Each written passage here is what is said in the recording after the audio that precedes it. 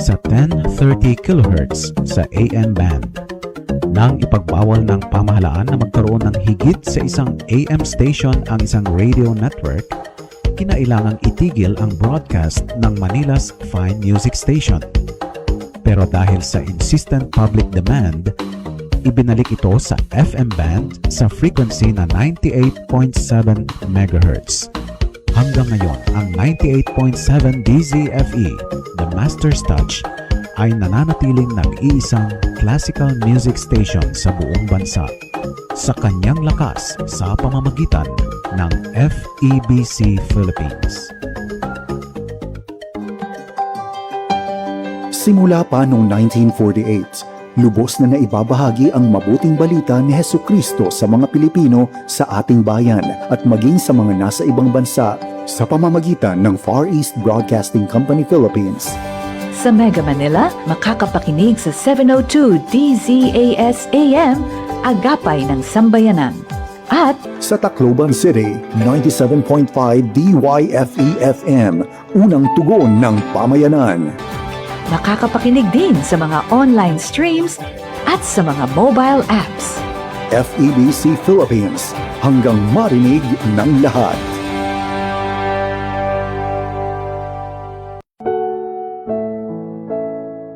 Ni Jesus an maupay nga Ginoo.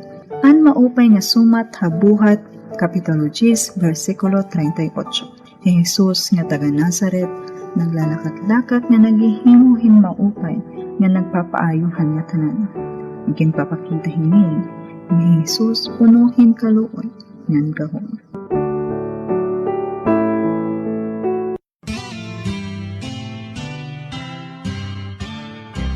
May harding mapananalanginan. Hardin ng Panalangin, ang programa nga kabulig niyo ha mga pag-ampo. Lunes ngadto ha Sabado, alas 6 ngadto alas 6:30 aga, dinhi 97.5 DYFE FM, unang tugon ng pamayanan. Tayong natulog sa luklukan ng Diyos sa hardin ng pananalang.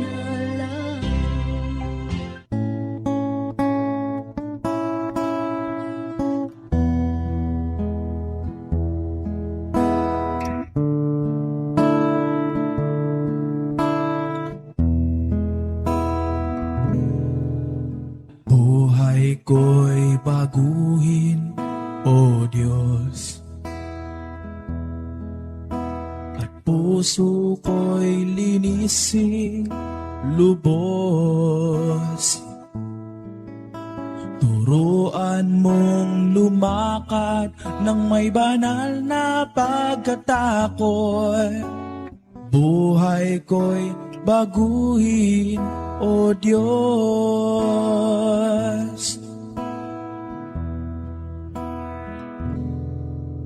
At buhay ko'y baguhin, O Diyos. Puso ko'y linising lubos. Turuan mong lumakad ng may banal na pagkatakot. Buhay ko'y baguhin, O Diyos. Ang dalangin ko'y iyong dinggin, at sa puso ko ika'y sundin. At sa bawat araw ang papuri maialay.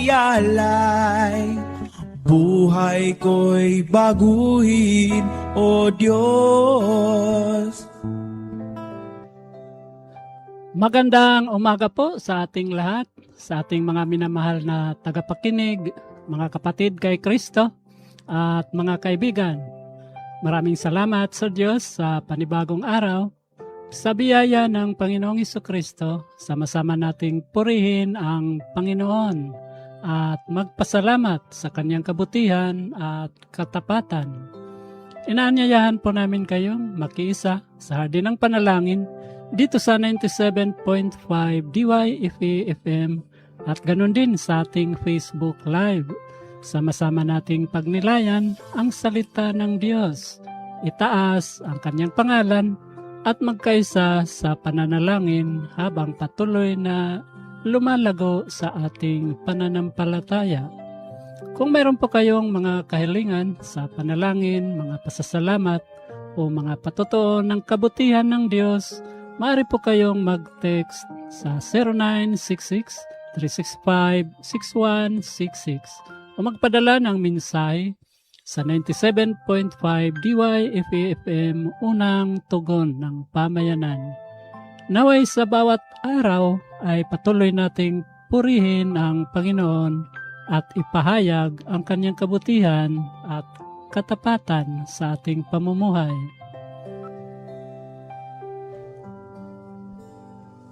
Sa pangalawang Korinto, Kapitulo 1, versikulo 20, sapagkat kay Kristo, ang lahat ng pangako ng Diyos ay palaging oo. Dahil dito, nakakasagot tayo ng Amen sa pamamagitan niya para sa ikaluluwalhati ng Diyos.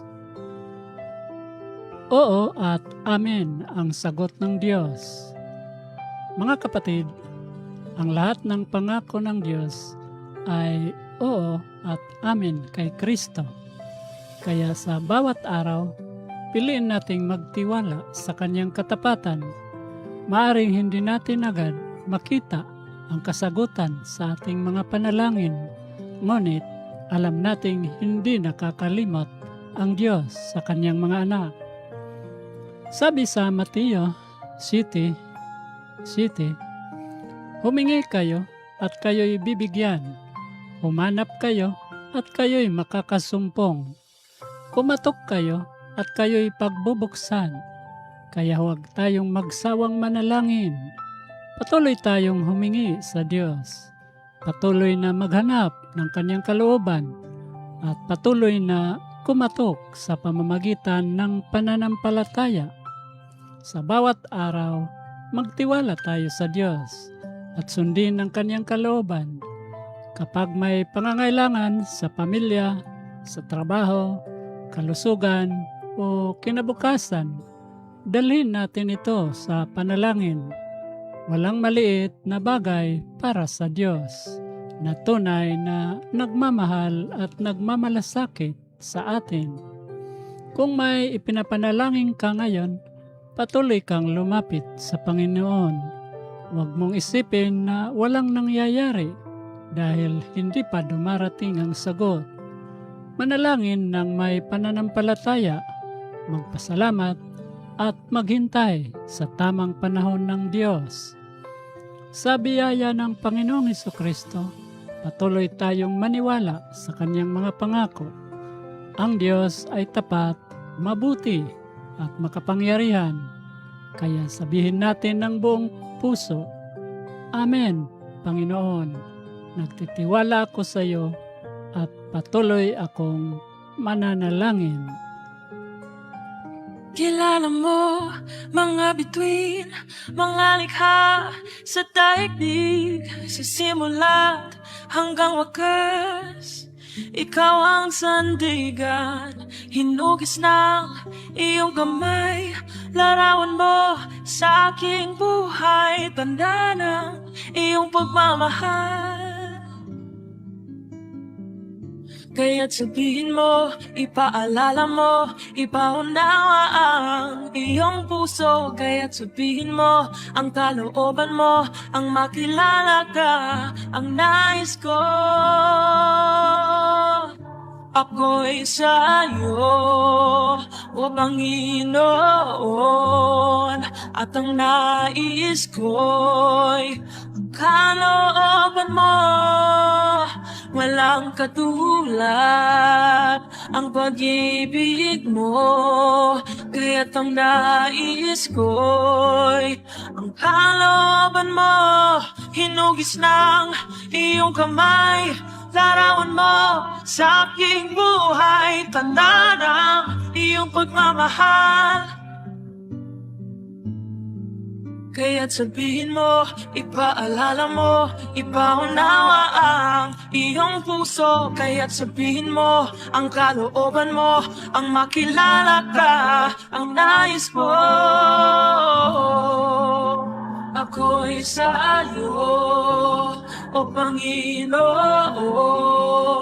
at ang nais ko'y ang kalooban mo. Walang katulad ang pag-ibig mo, kaya't ang nais ko'y ang kalooban mo.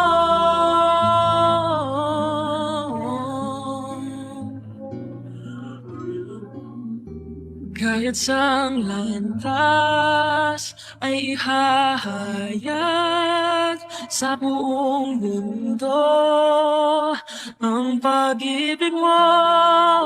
Kaya't sang landas ay ihahayag sa buong mundo ang pag-ibig mo. Kahit sang landas ay ihahayag sa buong mundo ang pag-ibig mo. Ako'y sa'yo, o Panginoon, at ang nais ko'y ang kalooban mo. Walang katulad ang pag-ibig mo, kaya't ang nais ko'y ang kalooban mo. Ang kalooban mo.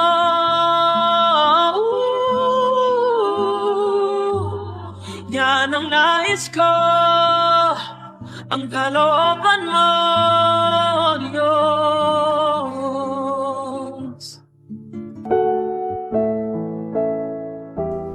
Hi Jesus an kahayag han kalibutan. An maupay nga suma ta Juan kapitulo 8 bersikulo 12. Ako an kahayag han kalibutan. An nagsusunod ha akon, diri maglalakat ha kasisibman. Iyin papakita hini, nga Jesus ang nagigiya ha aton ha kamatuuran.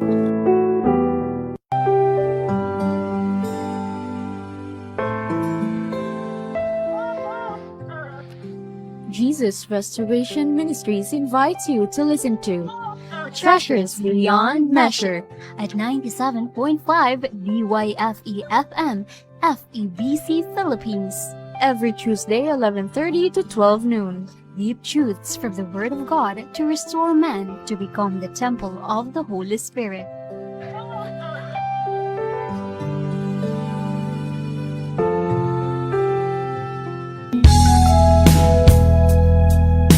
Piling mo ba in kanta, inspirasyon at panutduan?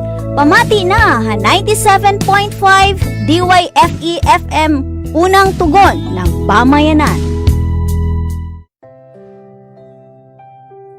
Mga kapatid, magtiwala tayo sa Diyos sapagkat ang kanyang mga pangako ay laging oo at amen kay Kristo. Manalangin po tayo. Aming mapagmahal at makapangyarihang Diyos, lumalapit kami sa iyo ng may pananampalataya at pasasalamat. Salamat sa iyong katapatan, sa iyong pag-ibig, at sa bawat biyayang ipinagkakaloob mo sa amin. Salamat sapagkat sa bawat araw, ikaw ang aming sandigan at gabay. Sa biyaya ng Panginoong Hesukristo, kami ay lumalapit sa iyong presensya at itinataas ang aming mga panalangin. Panginoon, una namin pinapanalangin ang mga taong may dalang galit, lungkot at sakit mula sa nakaraan. Hipuin mo ang kanilang puso at bigyan sila ng kagalingan. Tulungan mo silang makapagpatawad, makalaya sa bigat ng nakaraan at magkaroon ng panibagong pag-asa. Palitan mo ang kanilang sakit ng kapayapaan, ang pangamba ng pagtitiwala at ang kalungkutan ng kagalakan. Ipaalala mo sa kanila na may magandang kinabukasang inihahanda ka para sa kanila. Amang mapagmahal, ipinapanalangin namin ang mga kabataan. Bigyan mo sila ng karunungan sa kanilang pinapanood, pinapakinggan at sa mga taong kanilang kinakasama. Gabayan mo ang kanilang isip at puso upang piliin ang mga bagay na makatutulong sa kanilang paglago. Ilayo mo sila sa masasamang impluensya at ilapit sa mga taong nagbibigay ng mabuting halimbawa. Naway makilala nila ang Panginoong Hesus at matutong magtiwala sa iyong salita. Panginoon, ipinapanalangin din namin ang mga mag-asawa. Patatagin mo ang kanilang pagsasama. Bigyan mo sila ng katapatan, pangunawa, pagtitiis, at tunay na pagmamahalan. Kapag may hindi pagkakaunawaan, turuan mo silang makinig at magsalita ng may paggalang. Tulungan mo silang sama-samang manalangin at magdesisyon ayon sa iyong kalooban. Naway maging pagpapala sila sa kanilang mga anak at sa iba pang pamilya. Aming Diyos, gabayan mo ang mga namumuno sa aming mga komunidad at mga tanggapan. Bigyan mo sila ng karunungan, katapatan, at malinis na layunin sa kanilang paglilingkod. Tulungan mo silang gumawa ng mga desisyong makabubuti sa mga taong ipinagkatiwala mo sa kanila. Bigyan mo sila ng puso na handang makinig, maglingkod, gumawa ng tama. Pinapanalangin namin ang mga taong dumaranas ng matinding pressure at maraming responsibilidad. Bigyan mo sila ng malinaw na isip at karunungan sa bawat desisyon. Kapag marami silang iniisip, tulungan mo silang huminto, sandali at manalangin. Paalala mo na hindi nila kailangang harapin ang lahat ng mag-isa. Ikaw ang kanilang lakas, gabay at tagapagtustos. Panginoon, pagpalain mo ang bawat pamilya. Magkaroon nawa ng pagkakasundo, respeto, pag-uusap at malasakit sa bawat tahanan. Pagalingin mo ang anumang relasyon na nasaktan at bigyan ng pagkakataong muling magkaunawaan ang bawat miyembro ng pamilya. Turuan mo ang mga magulang na maging mabuting halimbawa at ang mga anak na maging magalang at mapagmahal. Amang dakila, pinapanalangin namin ang mga taong naghahanap ng pagtanggap at tunay na pagmamahal. Dalhin mo sila sa mga taong magpapakita sa kanila ng pag-ibig ni Kristo. Paalala mo sa kanila na sila ay mahalaga sa iyong paningin. Bigyan mo sila ng mga kaibigang magpapalakas ng kanilang pananampalataya at mga taong tutulong sa kanilang makita ang kabutihan na nagmumula sa iyo. Pagpalain mo rin ang mga outreach team na patuloy na naglilingkod. Bigyan sila ng lakas, karunungan, pagkakaisa at sigla. Ingatan mo sila sa kanilang paglalakbay sa bawat gawain. Naway maging mabunga ang kanilang paglilingkod at maraming buhay ang maabot ng mensahe ng pag-ibig ni Kristo. Panginoon, ipinapanalangin namin ang mga pamilyang may miyembrong lumalayo sa pananampalataya. Magbukas ka ng pagkakataon para muli silang makapag-usap ng may pag-unawa at pagmamahal. Bigyan mo ang bawat pamilya ng tamang salita at tamang panahon. Patuloy naming hinihiling na hipuin mo ang puso ng bawat isa at takayan silang muli sa iyong presensya. Amang mapagmahal, turuan mo kaming maging bukas palad sa aming oras, talento, kakayahan at mga pagpapalang ipinagkakaloob mo. Tulungan mo kaming gamitin ang aming mga natanggap upang makatulong sa iba at makapagbigay luwalhati sa iyong pangalan. Naway maging mapagbigay kami hindi lamang sa salita kundi sa tunay na paglilingkod. Pinapanalangin din namin ang mga bata. Bigyan mo sila ng mabubuting magulang, guro, tagapagturo, mga taong magiging magandang halimbawa sa kanilang paglaki. Ingatan mo ang kanilang isip at puso. Tulungan mo silang matutong magmahal, gumalang magsabi ng katotohanan, at sumunod sa mabuting aral. Panginoon, gawin mong makita sa aming pamumuhay ang kabutihan, katapatan at pag-ibig ng Panginoong Hesukristo. Tulungan mo kaming maging tapat sa aming pananampalataya. hindi lamang kapag madali ang mga bagay, kundi sa bawat araw ng aming buhay.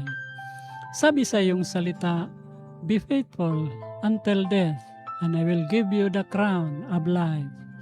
Panginoon, tulungan mo kaming manatiling tapat hanggang wakas. Kapag napapagod kami, palakasin mo kami. Kapag may pagsubok, patatagin mo kami. Kapag may pagkakataong maglingkod, bigyan mo kami ng pusong handang tumugon. Amang mapagmahal, pinagkakatiwala namin sa iyo ang lahat ng aming mga panalangin para sa mga may sakit. Magbigay ka ng kagalingan. Para sa mga nalulungkot, magbigay ka ng kagalakan. Para sa mga nangangailangan, maglaang ka. Para sa mga naghihintay ng sagot, bigyan mo sila ng matibay na pananampalataya. Para sa mga nawawalan ng pag-asa, ipaalala mong hindi mo sila iniiwan. Salamat, Panginoon, sapagkat ikaw ay tapat. Salamat sa iyong pag-ibig at sa biyaya ng Panginoong Jesucristo na nagbibigay sa amin ng bagong pag-asa araw-araw. Patuloy kaming magtitiwala sa iyo, mananalangin at susunod sa iyong kalooban. Sa iyo namin ipinagkakatiwala ang aming pamilya, kabataan, mga namumuno, mga manggagawa, mga naglilingkod, bawat taong nakikinig ngayon. Naway ang aming mga buhay ay maging pagpapala at maging patotoo ng iyong kabutihan. Sa pangalan ng Panginoong Hesus, aming Panginoon at tagapagligtas. Amen at Amen. Maraming salamat po sa inyong pakikisa sa ating pagninilay at panalangin. Ang lahat ng pangako ng Diyos ay oo at amen kay Kristo. Kaya patuloy tayong maniwala at magtiwala sa Kanyang salita. Kung mayroon po kayong kahilingan sa panalangin o nais ibahagi ng pasasalamat, maaari po kayong mag-text sa 0966-365-6166. Magpadala ng mensahe sa 97.5 DYFM, unang tugon ng pamayanan. Ako po si Ariel Pinalusa. Sa bawat araw, sabihin nating may pananampalataya. Amen sa mga pangako ng Diyos. Hanggang sa muli, God bless po. Hardin ng Panalangin, ang programa nga kabulig niyo ha mga pag-ampo. Lunes ngadto ha Sabado, alas 6 ngadto alas 6:30 aga, diniha 97.5 DYFE FM, unang tugon ng pamayanan. Tayong natulog sa luklukan ng Diyos sa hardin ng pananalangin. Ako'y di mo pinabayaan sa bawat luha at pagod ng puso. Sa bagyo ng buhay, ako'y kakapit. Iyong yakap ang aking sandigan. Di ako nag-iisa, kasama ka, O Yahweh. Sa dilim ay liwanag ka, di ako nag-iisa. Pag-ibig mo'y aking lakas, kahit saan, kahit kailan. Sa yakap mo ako'y payapa, sapagkat di ako nag-iisa. Kapag ako'y nadarapa, iyong kamay ang umalalay. Tinig mong marahan kong naririnig. Anak, ako'y laging nasa sa'yo. Sabi mo sa iyong salita, ako'y sa sa'yo. Huwag kang matakot, ako ang iyong Diyos. Hindi ka dapat mangamba. Palalakasin kita at tutulungan. Ingatan at ililigtas. Di ako nag-iisa, kasama ka, O Yahweh. Sa dilim ay liwanag ka, di ako nag-iisa. Pag-ibig mo'y aking lakas, kahit saan, kahit kailan. Kasama ka, tapat mong kamay. Jesus an magbalos nga hadi, an maupay nga sumat, Hapahayag Kapitulo 19, versikulo 16. Hadi han mga hadi, ngan Ginoo han mga Ginoo. Ipinapakita hini nga Jesus an may pinakagamhanan nga otoridad.